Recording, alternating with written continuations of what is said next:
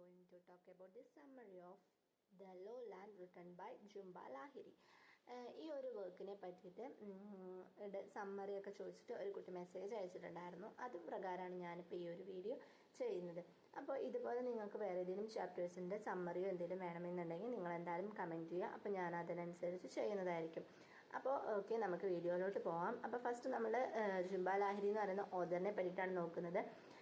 അത് കൂടുതൽ എക്സ്പ്ലനേഷനൊന്നും ഞാൻ ജുംബ ലാഹിരി എന്ന് പറയുന്ന ഓഥറിനെ പറ്റി തരുന്നില്ല. കാരണം എന്താണെന്ന് വെച്ചാൽ നിങ്ങൾക്ക് ഗൂഗിൾ ചെയ്ത് കഴിഞ്ഞാൽ കൂടുതൽ എക്സ്പ്ലനേഷൻ കിട്ടും. വെറുതെ ഓഥറിനെ പറ്റി പറഞ്ഞ് നീട്ടി ലെങ്ത് കൂട്ടുണ്ടല്ലോ, അതുകൊണ്ടാണ്.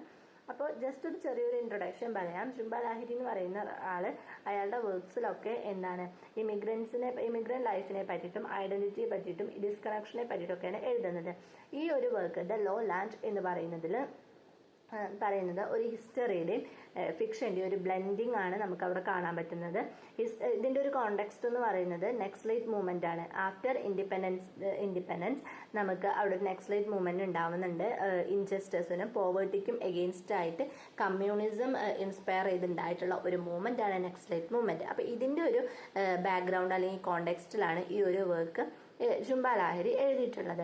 അപ്പോൾ ഇതിൻ്റെ ടൈറ്റിൽ ദ ലോ ലാൻഡ് എന്ന് പറയുന്ന ഈ ഒരു ടൈറ്റിലിൻ്റെ സിഗ്നിഫിക്കൻസ് എത്രത്തോളം ഉണ്ടെന്ന് വെച്ചാൽ, ഈ ഒരു നോവലിൻ്റെ ഈ സുഭാഷ് ആൻഡ് ഉദയൻ എന്ന് പറയുന്ന രണ്ട് പേര് താമസിക്കുന്ന വീടിൻ്റെ തൊട്ടടുത്തുള്ള ഒരു സ്ഥലമാണ് ലോ ലാൻഡ് എന്ന് പറയുന്നത്. അത് മഴ പെയ്യുമ്പോൾ പെട്ടെന്ന് വെള്ളം കയറുന്ന ഒരു സ്ഥലമാണ്.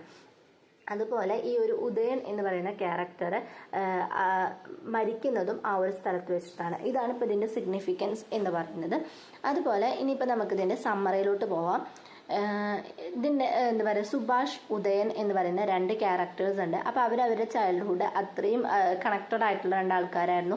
അപ്പോൾ അവരവിടെ ജീവിച്ചിട്ടുണ്ടായിരുന്നത് കൊൽക്കത്തയിലെ ഡോളിഗഞ്ച് എന്ന് പറയുന്ന സ്ഥലത്താണ് ജീവിച്ചിട്ടുണ്ടായിരുന്നത്. അപ്പോൾ അവരെ വീടിന് തൊട്ടടുത്തുള്ള ഒരു സ്ഥലമായിരുന്നു ലോ ലാൻഡ് എന്ന് പറയുന്നത്. സുഭാഷ് എന്ന് പറയുന്ന ക്യാരക്ടർ ആ റൂൾസും എന്ത് റൂൾസ് ആണെന്നുണ്ടെങ്കിലും അതൊക്കെ ഒബേ ചെയ്യുന്നതും അതേപോലെ തന്നെ ഇന്നസെൻ്റ് ആയിട്ടുള്ള ഒരു ക്യാരക്ടറാണ് സുഭാഷ് എന്ന് പറയുന്നത്. ഉദയൻ എന്ന് പറയുന്നത് എന്തെങ്കിലും ഇൻജസ്റ്റിസ് കണ്ടു കഴിഞ്ഞാൽ അതിനെ ക്വസ്റ്റ്യൻ ചെയ്യുന്ന ഒരു റിബൽ ടൈപ്പ് ഓഫ് ബോയ് ആണ് ഉദയൻ എന്ന് പറയുന്നത്. ഇവർ രണ്ടുപേരും നല്ല കണക്റ്റഡ് ആയിട്ടുള്ള രണ്ട് ബ്രദേഴ്സാണ്. അപ്പോൾ സ്കൂൾ കഴിഞ്ഞ് കോളേജിലോട്ട് പോകുന്ന സമയത്ത് രണ്ടുപേരും സെപ്പറേറ്റഡ് ആവുകയും സുഭാഷ് അമേരിക്കയിലോട്ടും ഉദയൻ ഇന്ത്യയിൽ തന്നെയാണ് പഠിക്കുകയും ചെയ്തിട്ടുണ്ടായിരുന്നത്. ഉദയൻ നെക്സ്റ്റ് മൂവ്മെൻറ്റിൽ ഒരു ലീഡറായിട്ട് ജോയിൻ ചെയ്യുന്നുണ്ടായിരുന്നു. ഇൻജസ്റ്റിസിന് എഗെയിൻസ്റ്റ് ആയിട്ട് വന്നിട്ടുള്ള ഒരു മൂവ്മെൻ്റ് ആണെന്ന് നമ്മൾ പറഞ്ഞു. അപ്പോൾ ആ ഒരു മൂവ്മെൻറ്റിൽ ഉദയൻ ജോയിൻ ചെയ്യുന്നുണ്ടായിരുന്നു. അത് പക്ഷേ ഇയാൾ നമ്മുടെ സുഭാഷ് എന്ന് പറയുന്ന ക്യാരക്ടർ അമേരിക്കയിലോട്ട് പോയി അമേരിക്കയിൽ ഹയർ സ്റ്റഡീസും കാര്യങ്ങളൊക്കെ ചെയ്യായിരുന്നു. അതേപോലെ ഈ ഒരു നാസിസ്റ്റ് ആയിട്ടുള്ള വിപ്ലവത്തിനും അതായത് ഈ ഓരോ പ്രൊട്ടസ്റ്റും കാര്യങ്ങളൊക്കെ ചെയ്യുന്ന ഒരാളായിരുന്നു ഉദയൻ. അപ്പോൾ ഉദയന് ഈ ഒരു ടൈമിൽ ഗൗരി എന്ന് പറയുന്ന ഒരു ക്യാരക്ടർ ഉണ്ട്. അപ്പോൾ ആ ഒരു പെൺകുട്ടീനെ ഇഷ്ടപ്പെടുന്നുണ്ട് ഉദയൻ. അപ്പോൾ ഇവർ തമ്മിൽ കല്യാണമൊക്കെ കഴിക്കുന്നുണ്ട്.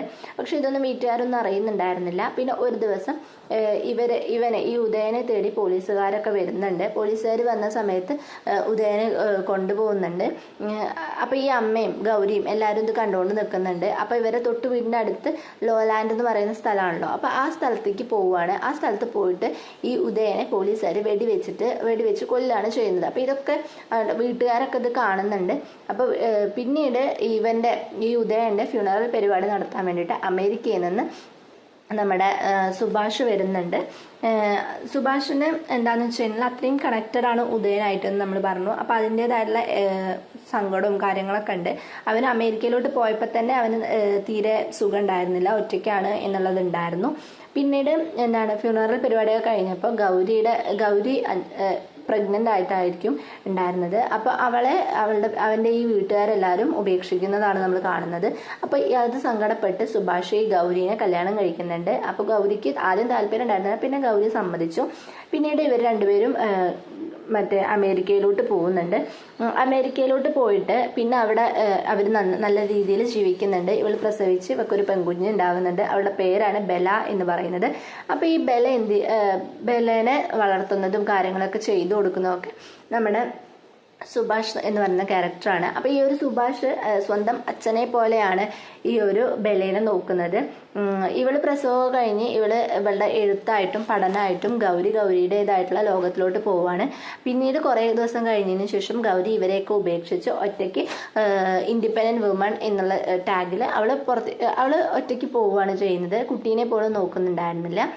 പിന്നീട് അവളുടെ എല്ലാ കാര്യങ്ങളും നോക്കിയിട്ടുണ്ടായിരുന്നത് സുഭാഷായിരുന്നു. പിന്നെ കുറച്ച് കാലം കഴിഞ്ഞതിന് ശേഷം സുഭാഷ് ബെലയോട് പറയും, നിന്റെ അച്ഛൻ ഞാനല്ല, നിന്റെ അച്ഛൻ എൻ്റെ ബ്രദറായിട്ടുള്ള ഉദയനാണ് എന്നുള്ള സീക്രട്ട് റിവീൽ ചെയ്യുന്നുണ്ട്. ഫസ്റ്റ് അവൾക്ക് നല്ല സങ്കടമാവുമെങ്കിലും അവൾ പിന്നീട് കുറച്ച് കഴിയുമ്പോൾ അവൾ അതുമായിട്ട് അഡ്ജസ്റ്റ് ആവും. പിന്നെ കുറച്ച് കഴിഞ്ഞ് അവളുടെ അമ്മ ഈ ഗൗരി എന്ന് പറയുന്നത് നാള് ഇവളെ കാണാൻ വേണ്ടിയിട്ട് വരുന്നുണ്ട്. അപ്പോൾ ഇവളെ കാണണം എന്നൊക്കെ പറയുമെങ്കിലും ഇവൾ സമ്മതിക്കുന്നില്ല. ഇത്രയും കാലം എന്നെ നോക്കാത്ത എൻ്റെ അമ്മ ഇനി എന്നെ കാണണ്ട എന്നുള്ള തീരുമാനത്തിലായിരുന്നു ബെല എന്ന് പറയുന്നത്. പിന്നീട് ബെലയും ഇതേപോലെ നല്ല രീതിയിൽ പഠിച്ച് നല്ല ഹയർ സ്റ്റഡീസും കാര്യങ്ങളൊക്കെ ചെയ്ത് നല്ല ഒരു എഡ്യൂക്കേറ്റഡ് ആയിട്ടുള്ളൊരു വുമണായി മാറി. അവളും ഇതേപോലെ ഒരു കുഞ്ഞിന് ജന്മം നൽകുന്നുണ്ട്. അപ്പോൾ അവളെയും അവളുടെ കുഞ്ഞിനെയും ഒക്കെ സുഭാഷാണ് നോക്കുന്നത്. ഇങ്ങനെയാണ് ഈ ഒരു സ്റ്റോറി എൻഡ് ചെയ്യുന്നത്. അപ്പം ഇവിടെ നമുക്ക് എന്തൊക്കെ കാണാൻ പറ്റും? ഒരു ഡിസ്ഫങ്ഷൻ ഓഫ് ഫാമിലി നമുക്ക് കാണാൻ പറ്റും. അതേപോലെ തന്നെ ഒരു പൊളിറ്റിക്കൽ കോണ്ടെക്സ്റ്റ് നമുക്ക് കാണാൻ പറ്റും. അതേപോലെ നമ്മുടെ എന്താ പറയുക, ഐഡൻറ്റിറ്റി ക്രൈസിസ് കാണാൻ പറ്റും, ഫാമിലി ആൻഡ് സാക്രിഫൈസ് കാണാൻ പറ്റും, ഇമിഗ്രേഷൻ കാണാൻ പറ്റും, ഗിൽട്ട് ആൻഡ് റിഡംഷൻ കാണാൻ പറ്റും. ഇതൊക്കെ നമുക്ക് ഇതിൽ വരുന്ന തീമായിട്ട് പറയാം. അപ്പോൾ ഫാമിലി ആൻഡ് സാക്രിഫൈസ് എങ്ങനെയാണെന്ന് വെച്ച് കഴിഞ്ഞാൽ സുഭാഷ് അവൻ്റെ ഡിസയറൊക്കെ ഒഴിവാക്കിയിട്ട് ബെലയ്ക്കും ബെലയുടെ അമ്മയായിട്ടുള്ള ഗൗരിക്കും വേണ്ടിയിട്ട് ലൈഫ് സാക്രിഫൈസ് ചെയ്യുന്നുണ്ട്. ഇപ്പോൾ ഐഡൻറ്റിറ്റി ആൻഡ് ബിലോങ്ങിങ് എന്ന് പറയുന്ന തീം എങ്ങനെ വരുന്നതെന്ന് വെച്ച് കഴിഞ്ഞാൽ ബെല കൂടുതലായിട്ട് സ്ട്രഗിൾ ചെയ്യുന്നുണ്ട്.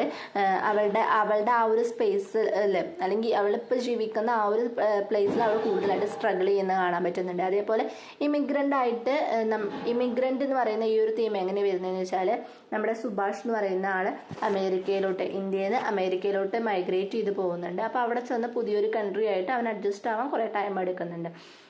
പിന്നെ ഗിൽട്ട് വരുന്നത് ഗൗരിക്ക് പിന്നീട് മനസ്സിലാവാണ് താൻ ചെയ്തത് തെറ്റായിപ്പോയി, താൻ തൻ്റെ മകളെ നോക്കണം എന്നുള്ളൊരു ഗിൽട്ട് അവിടെ വരുന്നുണ്ട്. അപ്പോൾ അത് നമുക്ക് തീമായിട്ട് എടുക്കാൻ പറ്റും. അപ്പോൾ ഇത്രയും തീംസാണ് ഇതിൽ വരുന്നത്. അപ്പോൾ ഇതിൻ്റെ മെയിൻ കോണ്ടെക്സ്റ്റ് ആണ് ഈ ബാക്ക്ഗ്രൗണ്ട് എന്ന് പറയുന്നത് നെക്സ്റ്റ് മൂവ്മെൻ്റ് ആണ്.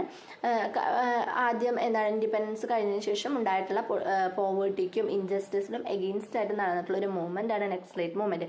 അപ്പോൾ അതിൻ്റെ ഒരു കോണ്ടെക്സ്റ്റാണ് ഈ ഒരു വർക്ക് ചെയ്തിട്ടുള്ളത്. അപ്പോൾ ആ ഒരു മൂവ്മെൻറ്റ് വന്നപ്പോൾ ഉണ്ടായ കോമൺ പീപ്പിൾ അനുഭവിക്കുന്ന സ്ട്രഗിൾ, അവരുടെ ഫാമിലിയിൽ ഉണ്ടാകുന്ന പ്രശ്നങ്ങളും കാര്യങ്ങളൊക്കെയാണ് ഈ ഒരു നോവലിലൂടെ ജുംബ ലാഹിരി പറയുന്നത്.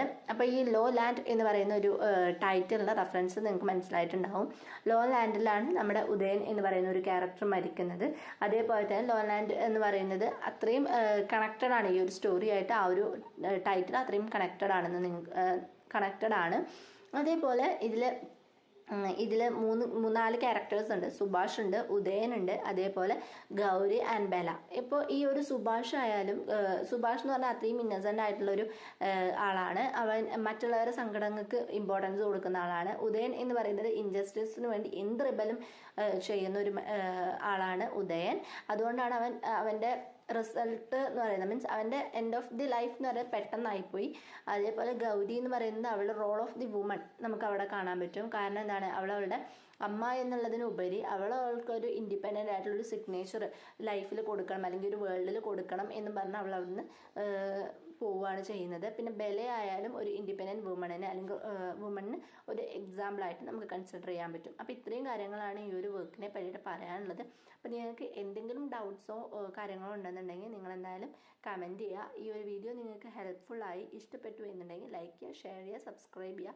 നിങ്ങൾക്ക് ഈ ഒരു വീഡിയോ ഇഷ്ടപ്പെട്ടില്ല, പറഞ്ഞത് പറ്റിയിട്ടില്ല എന്നുണ്ടെങ്കിൽ മീൻസ് മനസ്സിലായിട്ടില്ല എന്നുണ്ടെങ്കിൽ നിങ്ങൾ എന്തായാലും ഡിസ്ലൈക്ക് ചെയ്യുകയും അതിനനുസരിച്ച് എന്താണ് മാറ്റേണ്ടത്, എന്താണ് മനസ്സിലാവാത്തത് എന്നുള്ളത് നിങ്ങൾ കമൻറ്റ് ചെയ്യുകയാണെന്നുണ്ടെങ്കിൽ ഞാനത് ക്ലാരിഫൈ ചെയ്യുന്നതായിരിക്കും. നിങ്ങൾക്ക് എന്തെങ്കിലും സജഷൻസോ കാര്യങ്ങളോ ഉണ്ടെന്നുണ്ടെങ്കിൽ എന്തായാലും കമൻറ്റ് ചെയ്യുക. അപ്പോൾ നിങ്ങൾക്ക് ഈ ഒരു വീഡിയോ ഇഷ്ടപ്പെട്ടു എന്നുണ്ടെങ്കിൽ ലൈക്ക് ചെയ്യുക, ഷെയർ ചെയ്യുക, സബ്സ്ക്രൈബ് ചെയ്യുക. Thank you for watching.